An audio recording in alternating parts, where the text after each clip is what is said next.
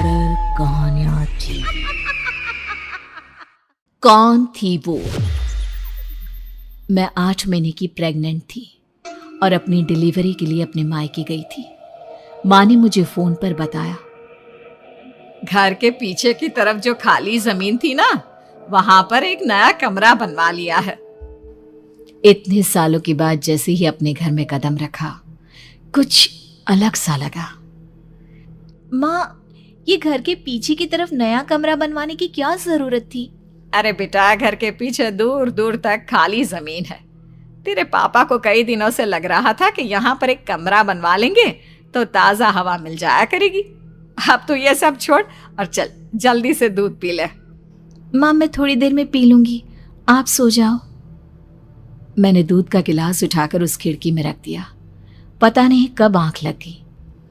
अचानक से खिड़की के पल्लों के खड़कने की तेज आवाज आई।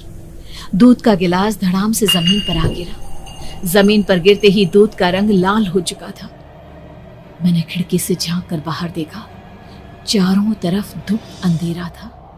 उस अंधेरे की तरफ से कुछ आवाजें आ रही थी, जैसे छोटे बच्चे आपस में खिलखिलाकर मस्ती कर रहे हो।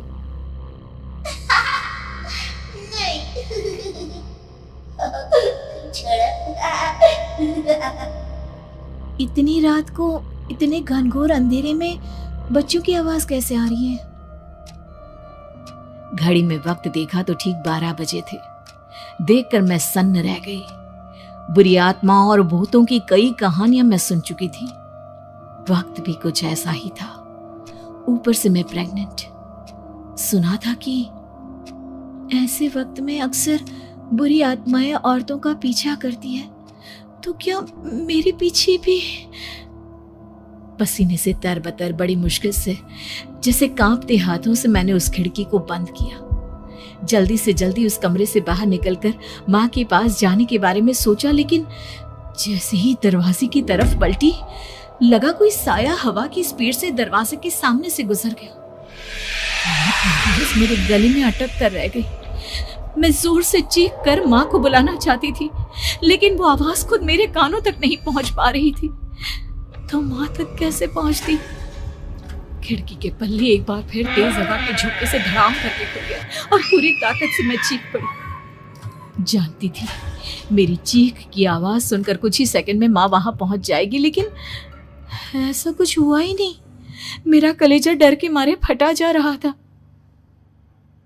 आखिर माँ ने मेरी आवाज क्यों नहीं सुनी? इतनी गहरी नींद में तो माँ कभी नहीं सोती। ठीक पीछे खुली हुई वो खिड़की।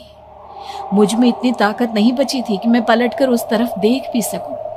हवा का एक सनसनाता हुआ झोंका उसी वक्त मेरे कानों से आकर टकराया। लगा जैसे किसी ने दबी हुई आवाज में धीरे से मुझसे कहा, चली जाओ यहाँ से। मैंने दोनों हाथ अपने कानों पर रख लिए और एक बार फिर ताकत लगाकर जोर से चीखने की कोशिश की।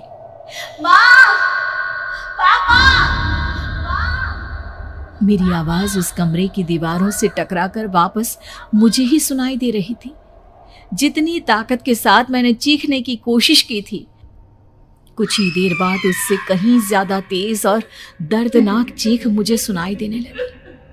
ये आवाज ठीक मेरे पीछे खिड़की से आ रही थी। वो आवाज मेरे कानों में पिघलते हुए लोहे की तरह गिर रही थी। उन आवाजों में हैवानियत थी। वो आवाजें किसी इंसान की नहीं है, इतना मैं समझ चुकी थी। कांप रहे हाथों से मैंने अंधेरे में कुछ ढूंढने की कोशिश की। तभी अचानक मेरा हाथ बेड पर रखी टॉर्च पर पड़ा।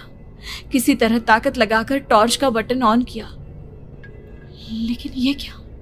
सामने दरवाजे पर 3 छोटी लड़कियां खड़ी हुई थी। उनके हाथ में स्टील के चमचमाते हुए चाकू थे। मैं घबराकर लड़खड़ाई और पीछे की तरफ हटी, लेकिन तब तक वो मेरे पास आ चुकी थी। उनकी गर्दन टेढ़ी थी और उनके हाथों के वो चाकू मेरे पेट को निशाना बनाने को तैयार। मैं जोर से चीखी, नहीं, छोड़ दो मेरे बच्चे को, मत मारो, मत मारो, छोड़ दो मेरे बच्चे को। सोनाली, सोनाली, क्या हुआ बेटा? तू इतनी डरी हुई क्यों है? उठ बेटा, क्या हुआ? हड़बड़ाकर मैंने अपनी आंखें खोली। देखा तो दिन निकल आया था। माँ मुझे जगा रही थी। मेरा चेहरा पूरा पसीने से लथपथ था।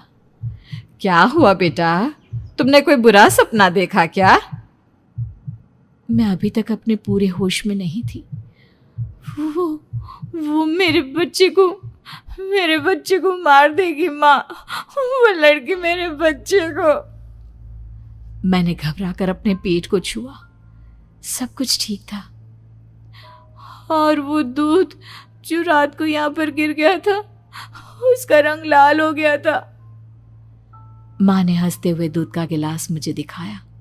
तुमने दूध पिया ही नहीं, पूरा का पूरा ऐसे ही रखा हुआ है। तुमसे कहा था ना सोनाली, सेहत के लिए लापरवाही ठीक नहीं बेटा। लेकिन मैंने तो सब कुछ अपनी खुली आंखों से देखा था। ये सपना कैसे हो सकता है?